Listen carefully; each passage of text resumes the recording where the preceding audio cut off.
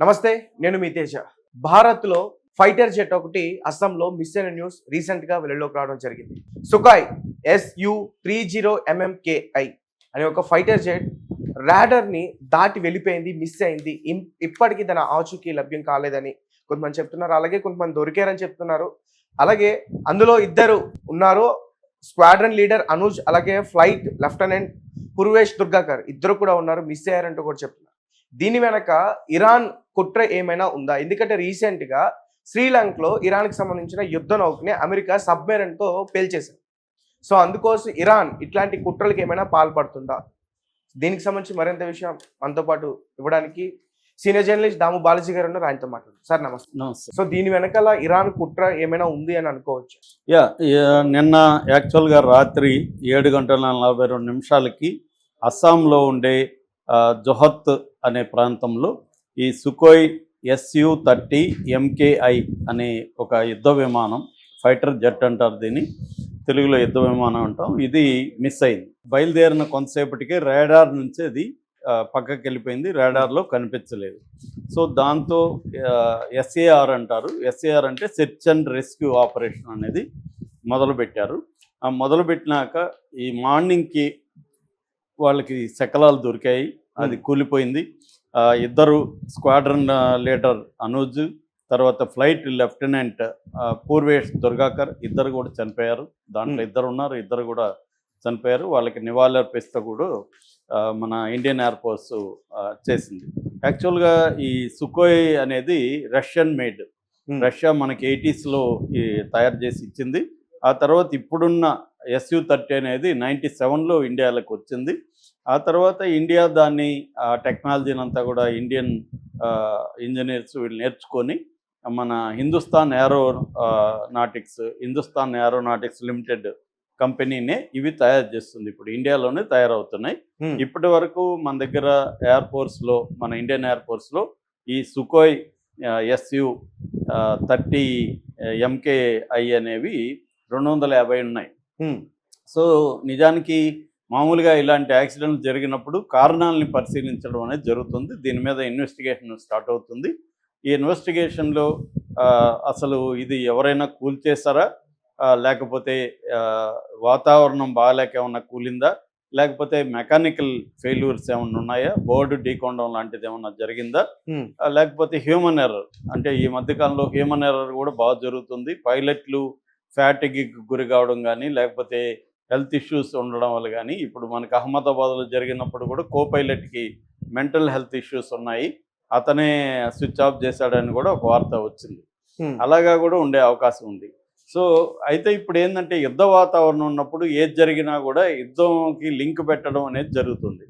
అలాగా ఇప్పుడు ఇరాన్ ఏమన్నా కూల్చేసిందా? ఎందుకంటే ఇరాన్ ఇండియాని ఓపెన్గా అయితే శత్రువుగా ఏం భావించట్లేదు. కాకపోతే ఈ మధ్య ఇండియా మోడీ ప్రభుత్వం కంప్లీట్గా ఇజ్రాయెల్ వైపు మొగ్గు చూపింది, అమెరికా వైపు మొగ్గు చూపింది. అమెరికాకి సరెండర్ అయిపోయిందని కూడా విమర్శలు వస్తున్నాయి. ఎందుకంటే మొన్నటి వరకు, అంటే ట్రంప్ రానంత వరకు ఇండియా నుంచి ఎగుమతులు, అమెరికాలో ఎగుమతులకి 3 నుంచి 4% మాత్రమే ట్యాక్స్ ఉండేది, టారిఫ్ ఉండేది. మన అమెరికా నుంచి వచ్చేది మన గూడ్స్కి 100-120% కూడా టారిఫ్లు ఉన్నాయి. యావరేజ్లో 30-40% మనం టారిఫ్లు వేస్తున్నాం. అలాంటిది ట్రంప్ వచ్చి 50% టారిఫ్ చేశాడు. దాని తర్వాత మోడీని సరెండర్ చేయించుకొని ఇప్పుడు మన వస్తువులకేమో అక్కడ 18% ఉంది, 18%, అమెరికా వస్తువులు 0% ఉంది. ఇది చరిత్రలో ఎప్పుడు లేదు ఇలాగ, ఓన్లీ ఫస్ట్ టైమే ఉంది. అంటే కంప్లీట్గా మోడీ సరెండర్ అయిపోయి మన రైతులు, మన డైరీ ఫామ్ హౌస్, మన సముద్ర చేపలు పట్టే వాళ్ళు అందరినీ లైవ్స్ని అక్కడ తాకట్టు పెట్టేశాడని విమర్శలు వస్తుంది. అదో వైపు. రెండో వైపు ఇరాన్తో మనకి ఎప్పటి నుంచో సంబంధాలు ఉన్నాయి. గత 70 ఏళ్ళుగా ఇరాన్కి మనకి మల్టిపుల్ రిలేషన్స్ ఉన్నాయి. కల్చరల్గా మనకి పాత మిత్రుడు ఇరాన్. అలాంటిది ఇరాన్లో మనం ఒక international north south transport corridor ఒకటి కడుతున్నాం. అది మనము, చైనా, అజర్బైజాను, ఇరాన్ ఇవన్నీ చేస్తున్నాం. దాని మీద ఆల్రెడీ $500 మిలియన్ ఇండియా ఖర్చు పెట్టింది. చౌబహార్ పోర్ట్ని డెవలప్ చేస్తుంది. అలాగా ఒక 10% మన మొత్తం ఆయిల్ దిగుమతుల్లో 10% ఇరాన్ నుంచి దిగుమతులు చేసుకునేవాళ్ళం మొన్నటి వరకు. ఇవన్నీ పక్కన పెట్టేసి ఇప్పుడు సడన్గా ఇరాన్ని పక్కన పెట్టి మన $500 బిలియన్ కూడా మట్టిలో కలిసిపోయింది. వెళ్ళిపోయి ఇజ్రాయెల్కి సరెండర్ అయిపోయి వచ్చాడు. అది కూడా 48 గంటల ముందు వారు జరుగుతూ ఉంటాయి. రేపు యుద్ధం జరుగుతున్నా ఈ రోజు వచ్చాడు అక్కడ నుంచి. అంటే మోడీకి తెలియదా యుద్ధం జరగబోతుందని? వాళ్ళు చెప్పలేదా? చెప్పకపోతే ఇంకా ఘోరం అది. రెండు రకాల ఘోరం. ఒకటి, వాడిని నమ్మలేము. రెండు, మన ఇంటెలిజెన్స్ వ్యవస్థ ఫెయిల్ అవుతున్నట్లు లెక్క. అదొకటైతే మోడీ ఇజ్రాయెల్ నుంచి రాగానే వితిన్ 24 గంటల్లో చౌబహార్ పోర్ట్ మీద ఇజ్రాయెల్ బాంబు వేసింది. అంటే మన పెట్టుబడులు ఉన్నాయని తెలుసు, మనమే నిర్మిస్తున్నామని తెలుసు, మరి పోయి వచ్చి ఏం సాధించినట్లు లెక్క? మనం అక్కడ నుంచి రాగానే మన పోర్టు మీద దాడి చేస్తే ఇప్పుడు అదంతా పోయింది. అది ఇంకెప్పుడు జరుగుతుందో తెలియదు. దానివల్ల మనకేందంటే సెంట్రల్ ఏషియాకి దగ్గర దారి ఏర్పడుతుంది. సూయజ్ కెనాల్ చుట్టుకొని రావాలి, ఇప్పుడు చాలా దగ్గర దారి. రెండోది, చైనాకు పోటీగా మనం కూడా ఒక కారిడార్ నిర్మిస్తాం. China belt and road initiative అని 150 దేశాల్లో ఇటువంటివి చేస్తుంది.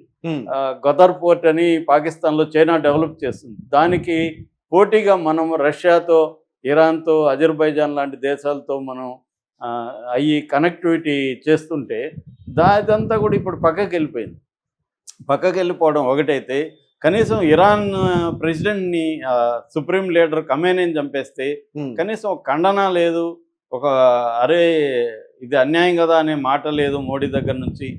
ఏమన్నంటే తటస్థంగా ఉంటాం. తటస్థం అంటే కళ్ళు మూసుకొని ఉండడం కాదు.